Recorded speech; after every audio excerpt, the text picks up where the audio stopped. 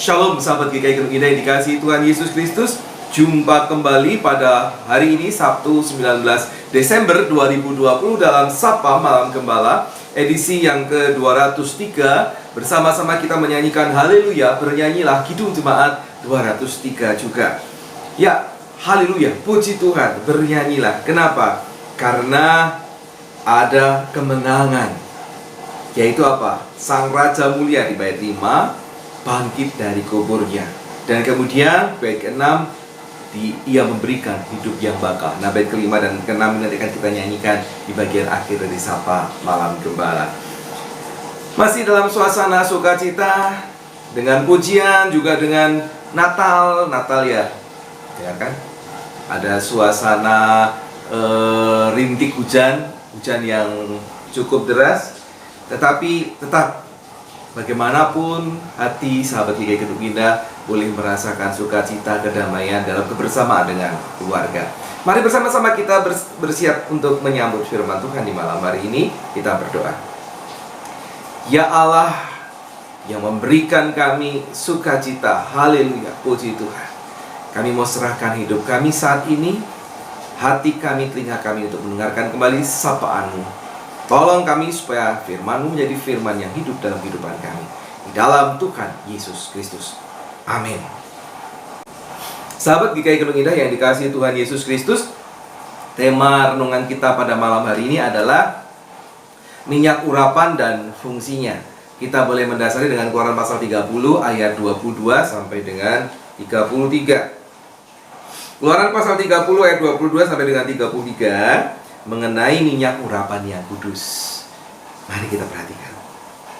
Berfirmanlah Tuhan kepada Musa, ambillah rempah-rempah pilihan, mur tetesan 500 shikal, dan kayu manis yang harum setengah dari itu, yakni 250 shikal, dan tebu yang baik 250 shikal, dan kayu teja 500 shikal, ditimbang menurut shikal kudus, dan minyak zaitun 1 hin.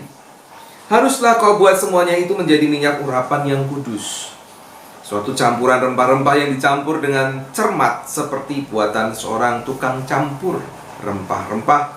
Itulah yang harus menjadi minyak urapan yang kudus. Haruslah engkau mengurapi dengan itu kemah pertemuan dan tabut hukum, meja dengan segala perkakasnya, kandil dengan perkakasnya, dan mezbah pembakaran ukupan, mezbah korban bakaran dengan segala perkakasnya, bejana pembasuhan dengan alasnya. Haruslah kau kuduskan semuanya, sehingga menjadi maha kudus. Setiap orang yang kena padanya akan menjadi kudus. Engkau harus juga mengurapi dan menguduskan Harun dan anak-anaknya, supaya mereka memegang jabatan imam bagiku. Dan kepada orang Israel haruslah kau katakan demikian, inilah yang harus menjadi minyak urapan yang kudus bagiku di antara kamu turun-temurun. Kepada badan orang biasa janganlah minyak itu dicurahkan, dan janganlah kau buat minyak yang semacam itu dengan memakai campuran itu juga. Itulah minyak yang kudus, dan haruslah itu kudus bagimu. Artinya apa? Khusus. Pembuatannya, penempatannya, pemakaiannya. Orang yang mencampur rempah-rempah menjadi minyak yang semacam itu, atau yang membubuhnya pada badan orang awam, haruslah dilenyapkan dari antara bangsanya. Demikian firman Tuhan. Yang berbahagialah mereka yang setia mendengarkan firman Tuhan dan yang melihatnya dalam kehidupan hari lepas hari. Haleluya. Perhatikan ini ancaman. Orang yang mencampur rempah-rempah menjadi minyak yang semacam itu atau yang membubuhnya pada badan orang awam haruslah dilenyapkan dari antara bangsanya. Minyak urapan itu yang dipakai. Sahabat yang ikut indah yang dikasih Tuhan, beberapa gereja memperlakukan hal ini sebagai sesuatu yang penting. Minyak urapan ini penting, ini berharga, minyak urapan. Saya tidak tahu apakah mereka membuatnya sesuai dengan petunjuk yang Tuhan berikan dalam Perjanjian Lama. Karena kalau bicara tentang minyak urapan, berarti juga berkaitan dengan ritual dan tradisi Perjanjian Lama. Itu juga harus dilakukan, khususnya dalam kaitannya dengan kemah suci, pertemuan di sana, pengudusan barang-barang di sana, pengudusan pribadi-pribadi tertentu di sana. Dikatakan bukan untuk orang awam.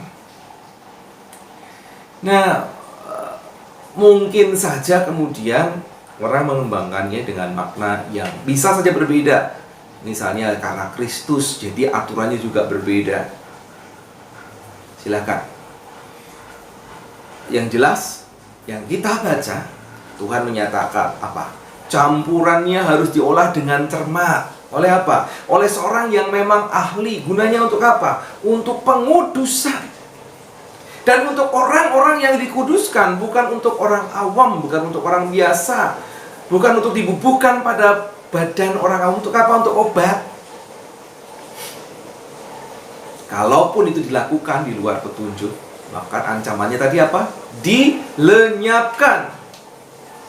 Artinya minyak urapan harus diperlakukan sesuai fungsinya yang terbatas, untuk orang-orang yang terbatas, untuk upacara atau perlakuan yang terbatas. Apakah di Perjanjian Baru ada? Sejauh ini saya tidak menemukan ada kata minyak urapan dalam Perjanjian Baru. Walaupun kita bisa menemukan informasi adanya apa? Minyak yang diurapkan pada pribadi-pribadi tertentu. Misalnya Markus pasal 6 ayat 13, saya bacakan. Markus pasal 6 ayat 13. Dan mereka mengusir banyak setan dan mengoles banyak orang sakit dengan minyak dan menyembuhkan mereka. Ada katakan minyak urapan? Tidak, dengan minyak dioleskan. Ya. Berani murid-murid Yesus bikin minyak seperti di kemah? Lukas pasal 7 ayat 46. Lukas pasal 7 ayat 46. Kita lihat apa tulisan di sana. Engkau tidak meminyaki kepalaku dengan minyak, tetapi dia meminyaki kakiku dengan minyak wangi. Apakah lalu orang-orang pada masa itu buat minyak yang persis dengan urapan di Perjanjian Lama yang diharapkan Tuhan Yesus untuk diminyakkan ke kepala Yesus? Tidak ada. Bukan itu. Ya. Yakobus 5 ayat 14.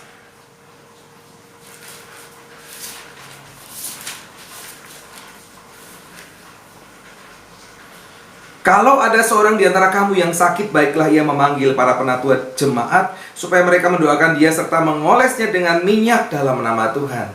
Disebutkan minyak urapan. Dan apakah dibuat seperti yang tadi kita baca? Saya yakin tidak akan berani orang membuat itu. Ibrani pasal 1 ayat 8 sampai 9.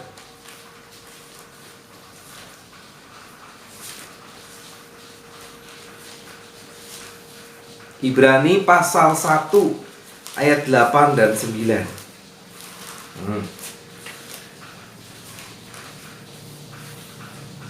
Tetapi tentang anaknya berkata, tahtamu ya Allah tetap untuk seterusnya dan selamanya, dan tongkat kerajaanmu adalah tongkat kebenaran. Engkau mencintai keadilan dan membenci kefasikan. Sebab itu Allahmu telah mengurapi engkau dengan minyak sebagai tanda kesukaan melebihi teman-teman sekutumu. Hal ini memang diberikan kepada sang anak itu ya. Tetapi juga tidak pakai kata minyak urapan. Minyak yang lain, yang dari Tuhan sendiri. Tidak ada menggunakan kata minyak urapan.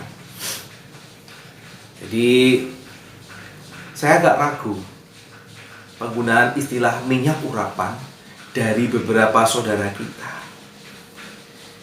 Apakah lalu peran urapan sudah tidak ada lagi bagi orang percaya? Minyaknya sudah, ya, apapun itu bisa. Tapi janganlah pakai kata minyak urapan. Urapannya sendiri ada nggak? Ada. Sangat besar malah. Sangat berharga. Karena apa? Karena setiap saudara, sahabat dan saya, kita sudah mengalami pengurapan.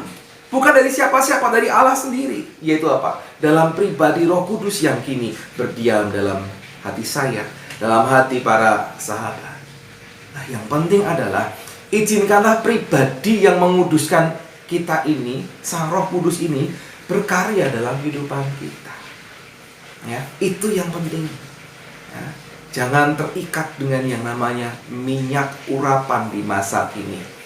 Itu hanya minyak biasa, ya, yang dikerjakan di dalam nama Tuhan Yesus, yang barangkali dengan fungsi-fungsi tertentu. Tetapi kalau kita bicara tentang minyak urapan, fungsinya jelas dalam perjanjian lama. Ya, lebih baik andalkanlah hidupmu kepada roh yang Tuhan berikan pada saudara, Sang Roh Kudus itu, bukan kepada beraneka macam minyak. Mari kita renungkan, mari kita coba berlakukan dalam kehidupan kita.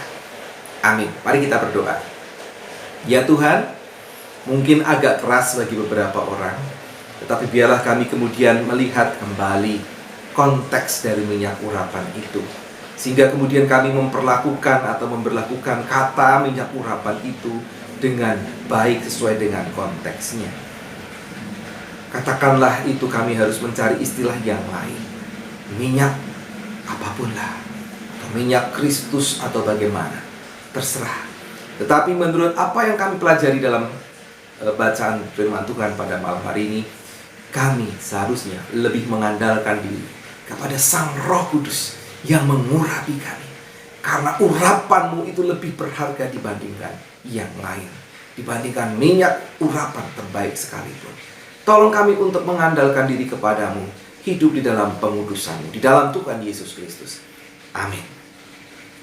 Sahabat GKI Gunung Indah yang dikasihi Tuhan, besok silakan kita berjemaat kembali beribadah bersama dengan GKI Karangsaru, ya, karena gereja kita untuk sementara tidak mengadakan ibadah dan tidak membuat rekaman juga terkait pandemi COVID-19. Biarlah kita bersama-sama dengan jemaat GKI Karangsaru kita beribadah besok, ya. GKI Karangsaru ibadahnya jam 6, ya. Jadi jangan setel sebelum jam 6, sebelum jam 7 maksud saya.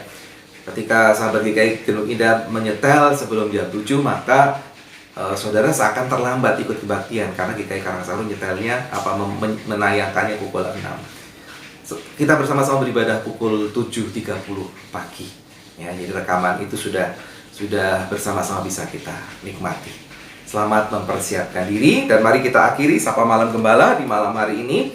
Kita kembali nyanyikan Kidung Jemaat 203. Kita nyanyikan bait yang kelima dan yang keenam. Haleluya, bernyanyilah.